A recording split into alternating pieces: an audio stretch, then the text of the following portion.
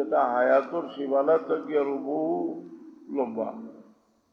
হুজুরে পাক সাহেব ফরমাইছেন এটা তোমার দলের আশা, যে মানুষের মনের আশা বহুত লম্বা। যে ভালো কাম করেন তারও মনের মাঝে বহুত ভালো কাম করবার আরো আশা আছে। যে বদ্ধ কাজের মাঝে আছে হেও ই চিন্তা করেন, তবে মানুষের ইরাদা নে কইলে এটার সওয়াব আল্লাহ দিয়া দেন। যার কারণে কুরআনে পাক আল্লাহ কইরা ওয়া মান ইয়াখরুজ মিন বাইতিহি মুহাজিরান ইলাল্লাহি ওয়া রাসূলিহি সুম্মা ইউদরিকুল মাউত ফাকাদ ওয়াকা আজরুহু আলাল্লাহ। এগুলো যদি হিজরত করবার ইরাদায় করতে গিয়ে 12 হিজরত করতে পারে না, তবুও আল্লাহ তারা হিজরতের সওয়াব দান করবা। মানুষের ইরাদা লম্বা থাকে আর আল্লাহ পরিমাণ সওয়াব দিয়া দেন। যার কারণে নেক ইরাদা মানুষের দিল সবসময় তাহার লাগি চেষ্টা করা উচিত যে মানুষের উপকার করতাম। ই খেয়াল যার দিল আইব এটার দ্বারা যে একজন উত্তম মানুষ হইতে পারবো এর প্রমাণ হাদিস শরীফ হযরত ইবনে আব্বাস রাদিয়াল্লাহু তাআলা আনহু একদিন একজনে তার সমালোচনা করলা। ইবনে আব্বাস রাদিয়াল্লাহু তাআলা আনহু হল তুমি আমার সমালোচনা করলা, আমার কাছে আল্লাহ 3টা গুণ দিয়েছেন, বিশেষ 3টা গুণ। একটা হইল যে কোন জায়গাতে মেঘ হয় যদি আমি খুশি হই, যদি ওই জায়গাটা আমার এলাকা নাই। আরবর মানুষে মেঘ আরবর মানুষের লাগি বড় একটা বড় নিয়ামত। আরব মেঘ বড় কম দিন মেঘ হইলে দেখছেন জানি প্রায় হজক আমরা দেখছি যে মেঘর লাগি দোয়া করা হয় হরম শরীফ। এই মেঘ হইলে আমি খুশি হইব কারণে যে ফসল হইব আর মানুষে খাইবা, আমার দিলটা বড় খুশি হয়। আরেকটা হইল আমি কোরআন শরীফের আয়াত যদি তিলাওয়াত করি আর এই আয়াতের মাঝে কোন নেক আমলের কথা থাকে, আমার মনের মাঝে কথা হয় যে আমার আরেক মুমিন ভাইয়ে যদি কামটা করতো এও উপকৃত হইল, এও বেহেশতি বলল। আর একটা হইল যদি শুধু কোন ন্যায়পরায়ণ শাসকে কোন জায়গা শাসন করা আর এই এলাকাটা আমার নাও হয়, তবু আমি খুশি হইও কারণে যে মানুষ শান্তিতে থাকবা, অন্য মানুষের শান্তি দেখলে আমার দিনটা খুশি থাকে। হুজুর পাক সাল্লাল্লাহু আলাইহি সাল্লামে একদিন সাহাবায়ে কেরামরে কইলা যে আমার সাহাবী হল কিছু সময়ের মাঝে একজন মানুষ হইবা যাই বেহেশতি, কিছু সময়ের মাঝে একজন মানুষ আইলা ইদিন গেল, আরেক দিন হইলা যে কিছু সময়ের মাঝে একজন মানুষ বেহেশতি আইবা, আর ও মানুষও আইলা। 3 দিন একজনও আইলা, আর আল্লাহ নবী সাল্লাল্লাহু আলাইহি কইলা যে একজন বেহেশতি মানুষ আইবা। ইবনে উমর রাদিয়াল্লাহু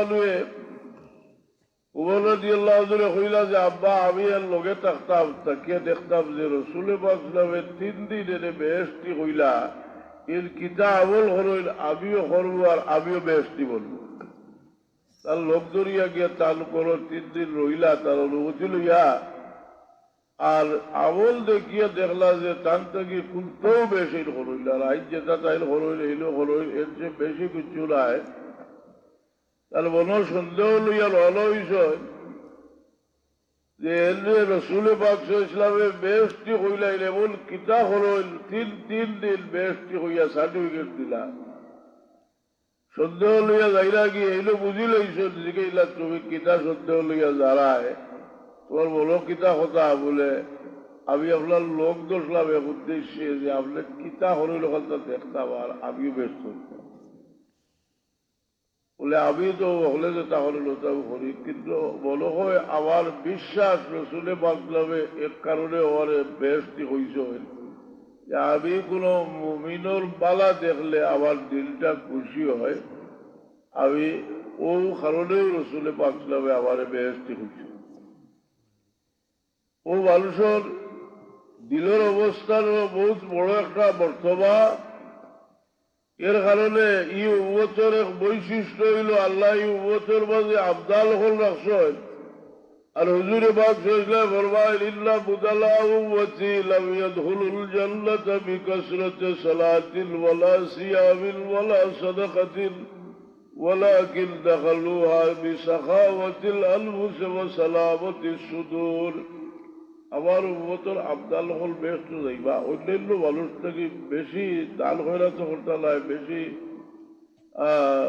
বিকাসরাতি সালাত নমাজও এর চেয়ে বেশি পড়তে লাই, সালাতিন ওয়ালা সাদাকাতিন ওয়ালাকিন দাখালুহা বিসাখাওয়াতিল আনফুস ওয়া সালামাতিস সুদূর।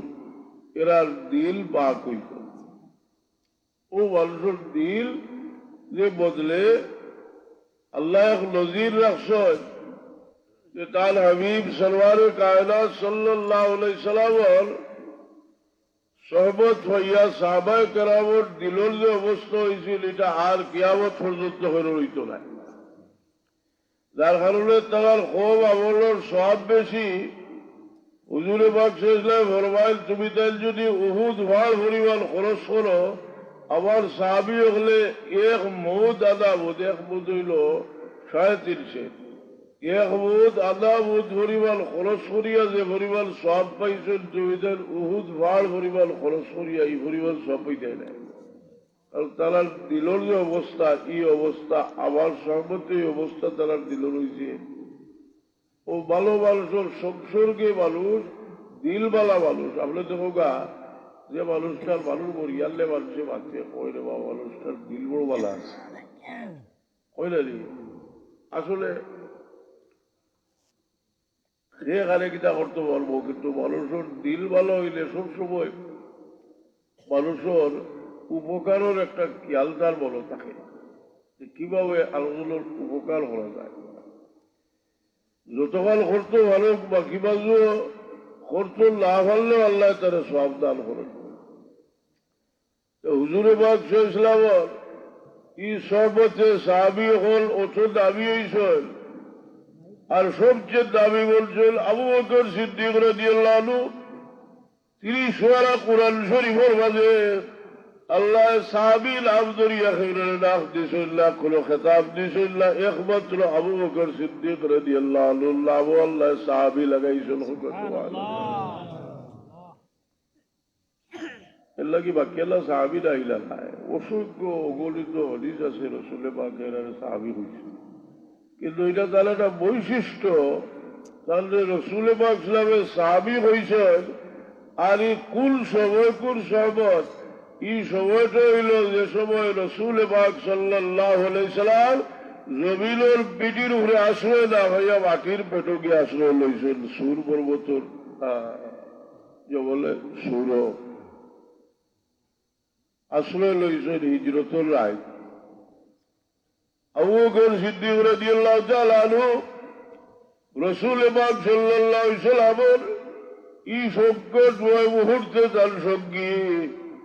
আর আল্লাহর সুন্দর লাগছে, আল্লাহ তারিফ করেন আর হইলিল্লাহ তানসুরুহু ফাকাদ নাসারাহুল্লাহ ইযা খারাজাহুল্লাযীনা কাফারু সানিয়াস লাইলি ইয হুমা ফিল গার ইয ইয়াকুলু লিসাহিবিহি লা তাহজান ইন্নাল্লাহা মা'না।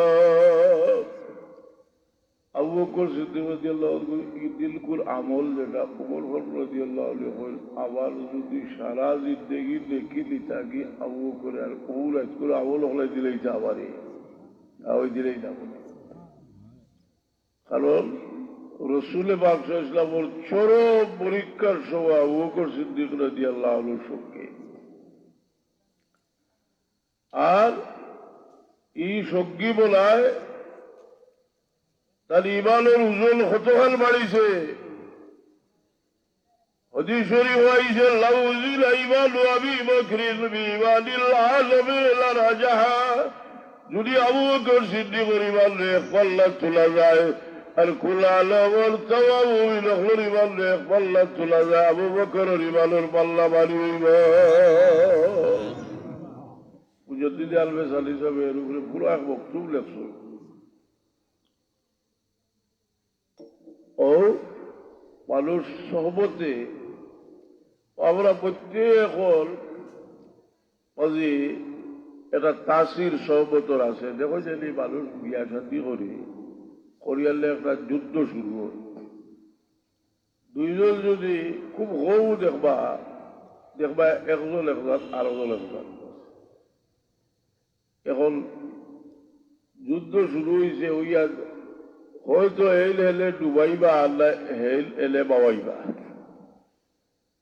লাকড়ি দেখছিল, লাকড়ির মাঝে লুয়া এগু মারিয়া ফুকি ফেলাইলে লাকড়ির ওজন যদি বেশি হয়েছে লুয়া লইয়া লুয়া বাবাই দিব, আর লুয়ার ওজন বেশি হয়েছে লাকড়ির সব বুড়োই উঠে। কথা বুঝেছি? এসব হয় একজন থেকে আরেকজন হল তাসির পয়দা হয়। মানুষ একজন একজনের লোকে থাকলে মানুষের মধ্যে তাসির পয়দা হয়। ই তাসির যে মানুষের পয়দা হয়, এর কারণে বাচ্চা কাচ্চার উপরে বাবা বোন প্রভাব পড়ে। আমরা নিজের বাচ্চাটা মানুষ হইবার লাগিও আমরা নিজের খাসলতের মাঝে কিছু পরিবর্তন হওয়া দরকার। বাহার তোরা বড় হয়ে গেলে খালি কইবা এখন যে হুলকা করছে ও বাহার গেছে বহুত কাফিরা কি আছে বলে বাহার তাসির গিয়া হলকা করে হলে বুঝলি তাসির বাচ্চার জন্য হলে বাচ্চায় যে আপনার কি সম্পদ আল্লাহ আপনার দিস হইল আপনার বাচ্চায়, আর এই বাচ্চার জন্য দিয়া আপনার কত উপকৃত হন্ডা হৌকা সাহেব মসজিদের বেসাবে ওয়াজ হলার কন্যানি বলে 7 বছর গেলে হুলকারের ওয়াজ হলে হইল গুরু সিবিয়া লাকু ইজা বালাকু সাবান ওয়াদরিবুহুম ইজা বালাকু 10 10 বছর গেলে হালকা শাস্তি বিধান করিও। খোকা হইলা হল তা মালিক হইতে কতদিন লাগে হইলে আপনার 13 বছর লাগবে। কথা বুঝলি? আপনি লাগে কিন্তু মালিক হয়ে আনলে তার লওয়াজ ফরজ, কিন্তু লওয়াজর অর্ডার দিতে আপনি 7 বছর বাকি খাল মাঝখানোর সময় যে খাল তার উপরে তো ফরজ নাই। ইয়ে কইল তার অভ্যাস হইত, আর আগে কইল যে যা করবো সারা তার বাবা হয়ে হইবা। এদের লেখি করবো এ মসজিদ করিতে উল্টা নেই, এটা সব করবা যার ইটার তো আমল নেওয়ার কোন দপ্তর নাই, ইটার সারা সব তার বাবা হয়ে হইবা। কথা বুঝলি? ই আমল নেওয়া তার বাবা হর আমল নেওয়ার মাঝে নাই। এর কারণে আইজও আমি আবার বলেছি তফসিরে কবিরও এই ঘটনা লেখছে যে ঈসা আলাইহিস সালামের কবর খাদ্দাবা যাইরা যাইতে সময় দেখলাম বেটারও শাস্তি দেওয়া, আরো বহুত দিন বাদে যাইরা যাইতে দেখলাম এটা বেশ বাগান। এই তো নবী আল্লাহর কাছে আরো বললা যে আল্লাহ ই